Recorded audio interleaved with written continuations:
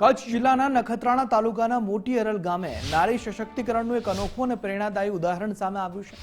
દેશના અનેક મંદિરોમાં મહિલાઓના ગર્ભગૃહમાં પ્રવેશ અને પૂજા અર્ચનાને લઈને વિવિધ નિયમો અને પ્રતિબંધો હોય છે, ત્યારે અરલ ગામના ઠાકરજી મંદિરમાં શાંતાબેન ગુંસાઈ છેલ્લા 30 વર્ષથી પૂજારી તરીકે ભગવાનની પૂજા અર્ચના, આરતી અને તમામ ધાર્મિક વિધિઓ પૂર્ણ શ્રદ્ધાથી નિભાવી રહ્યા છે।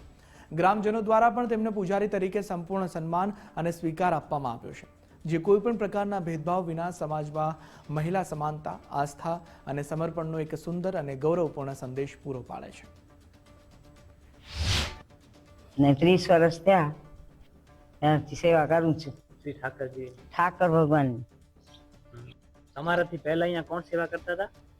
અમારાથી પહેલા અમારી નાની સાસુ કરતા હતા। અચ્છા, એ કેટલા વર્ષ દાદાજીની સેવા કરી છે ઠાકરજીની? ઠાકરજીની સેવા લીલાબા કહેતી ને, કેટલા વર્ષ કરીએ છે? લીલાબેન કહેતી બેન કે 50 વર્ષ થયા। 50 વર્ષથી તે સેવા કરતા હતા હા અને હાલે લગભગ છેલ્લા 30 વર્ષથી તમે સેવા કરી રહ્યો છે। હા, અને એમાં તમે કદાચ આઠમના દિવસે પૂજા કરીએ, દીપમાલા કરું છું, પછી કાનુડાનો જન્મ થાય ત્યારે ઘોડિયામાં સુવડાવીએ છીએ। કચ્છ જિલ્લાના અમારા પ્રિય મોટી અરલ ગામમાં બિરાજમાન છે શ્રી ઠાકરજીનો પવિત્ર મંદિર, જે ગામના દરેક ભક્ત માટે આસ્થા અને શ્રદ્ધાનું કેન્દ્ર છે।